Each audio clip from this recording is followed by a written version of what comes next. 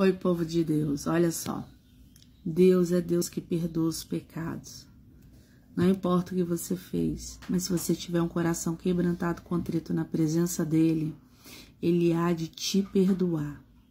O diabo levanta tantas pessoas para nos acusar, para falar que o nosso ministério chegou ao fim, que nada vai acontecer na sua vida. Só que você sabe a intimidade, e Deus também sabe a intimidade que você tem ao Senhor, que você tem com o Senhor, e a sinceridade com um coração limpo, puro na presença do Senhor, ainda que você peque, ainda que você faça coisas que não agradam o Senhor, mas com o Espírito Santo automaticamente, o Espírito Santo ele vem e te convence do pecado, e você se ajoelha, você se derrama, você tira todo o seu ego ali na presença do Senhor, porque a oração, irmãos, é para isso. Muitos usam a oração para pedir coisas, é lícito que você peça coisas, mas que ao primeiro momento você venha se humilhar diante do Senhor e reverenciar Ele e ter um coração puro e reto. Porque às vezes nós somos enganados pelo inimigo que se transfigura em anjo de luz, mas não somos enganados por muito tempo, porque o Senhor abre os nossos olhos e traz o arrependimento ao nosso coração através do Espírito Santo de Deus. Então não deixe que ninguém venha apontar o dedo que o seu ministério acabou, que o seu ministério escandalizou, que o seu ministério já era. Porque quem tem uma íntima comunhão com o Senhor, ele sabe que Deus ele é poderoso para mudar toda a situação, todo o cenário. E muitas das vezes o adversário tem tentado lançar as pessoas para fora do templo da igreja do Senhor por causa de acusações. Ao invés de ensinarmos a pessoa o caminho que ela deve andar, nós começamos a ensinar a pessoas as nossas opiniões, e Deus não está interessado nas nossas opiniões. Deus está interessado em corações ensináveis, tanto para aquele que prega, tanto para aquele que ouve. E esta geração de hoje, ela está com o coração inflamado e ela quer andar sobre as suas opiniões e ela não quer deixar o Senhor as ensinar. Então, bem-aventurados, pobres de espírito, que reconhecem que não são nada na presença do Senhor, que são dependentemente do Senhor e que o Senhor é poderoso para levantar os caídos e para levantar os justos e para convencer os pecadores ao arrependimento. Claro que todos têm que querer o arrependimento e se afastar do pecado. E agora aqueles que se afastam, que se arrependem, se afastam do pecado e ainda têm os dedos acusadores. Deus abomina esse tipo de irmão, porque esse irmão ele está com a mente cauterizada, precisando se entregar verdadeiramente ao Senhor, ressignificar sua identidade e entender que ele é imagem e semelhança do Senhor e que o Senhor nos chamou para governar e não para ficar cabisbaixo. O Senhor nos chamou para ser produtivos na presença dele. Aonde quer que você colocar a planta dos seus pés, a palavra fala que abençoado será. E nada pode mudar esta palavra quando você se entrega verdadeiramente na presença do Senhor e se arrepende dos seus pecados. Não deixe de lutar. Lute por todas as coisas que você tem sido afligido. Lute para que todas essas coisas saiam do seu coração.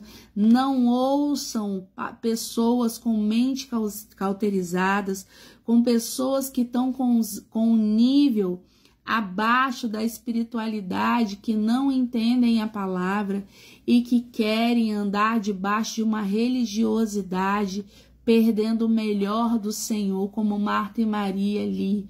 Enquanto Maria se preocupava com os seus afazeres, com as suas opiniões, Maria estava interessada a estar aos pés do Mestre, ouvindo a palavra do Senhor, quebrantada de espírito, limpo de espírito, porque em Mateus 5 fala: bem-aventurados aqueles que são limpos de espíritos, porque esses verão a Deus. Mas os sujos e imundos e os carnudos nada vão entender o espiritual. Eles vão entender somente o que é carnal. Então, do que é espiritual, ele não discerne nada. Ele só vê confusão naquele que é espiritual. Por quê? Porque o espiritual, ele espera do Senhor. Porque o espiritual, ele desce o joelho todos os dias, confessando seus pecados, reconhecendo que ele é miserável, pobre de espírito e necessitado do Senhor.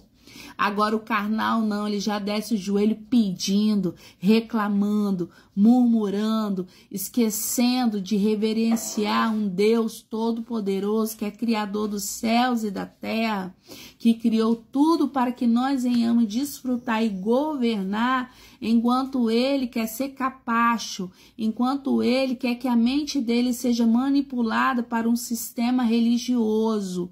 Eu não sou contra as igrejas, pelo contrário, eu congrego em igreja, sirvo a minha igreja, mas eu não aceito esse tipo de religiosidade que tem cauterizado, matado as almas, como Jesus fala com os hipócritas lá, fariseus. Que adianta vocês percorrer o mundo todo com um prosélito? Prosélito quer dizer um discurso largo de salvação da palavra do Senhor, e depois, ao mesmo tempo que você ganhou essas almas para o Jesus, você pegar e jogar essas almas para fora do templo e fazer elas 2 vezes filha do inferno. E o Senhor, ele não quer isso.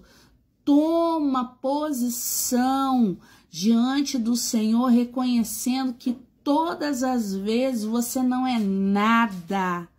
Você precisa ser cheio do Espírito.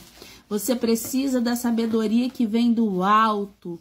A sabedoria que vai te direcionar para as coisas sobrenaturais, para as coisas do mundo desse século, aonde quer que você esteja. Seja cristão no teu trabalho, seja cristão na rua, seja cristão na sua escola, seja cristão na tua igreja. Faça a diferença, não seja como o joio. O joio, ele é vazio. O joio, ele não se enverga. O joio, ele é terrível. Agora o trigo não. O joio, ele não produz nada dentro daquela sementinha dele. Ele é vazio totalmente. E a estrutura dele, ele não se enverga, ele não se prostra. Agora o trigo, ele se prostra. Porque o trigo, ele bate o vento, ele se prostra. O trigo, ele tem uma massinha que ele ajuda a alimentar as pessoas. O trigo, sabe o que acontece? Ele é cheio. O trigo, ele é uma pessoa que faz diferença no meio da igreja, enquanto os vazios estão ali tentando entender os que são espirituais, porque são totalmente carnais, religiosos, e não têm intimidade com Deus todos os dias no secreto, não tem ligação todos os dias, o tempo todo com Deus, ligado no que está à sua volta. Então, faça a diferença, volte para o Senhor, arrependa-se dos seus pecados. O Senhor, ele ama o pecador, irmãos, vinde como estás, mas não continue da forma que você está. Isso está trazendo tristeza, depressão, ansiedade, a sua mente está ficando confundida e Deus quer paralisar tudo isso. O Senhor quer arrancar, na verdade, tudo isso do seu coração e da sua mente para que você tenha uma inteligência emocional saudável e que você possa governar sobre a sua casa, sobre a sua própria vida e cuidar da sua vida. Para de cuidar da vida das pessoas, Cuida da tua vida. Quando você cuidar da tua vida, vai haver crescimento em Deus e Jesus em primeiro lugar. Esta é a bênção do Senhor.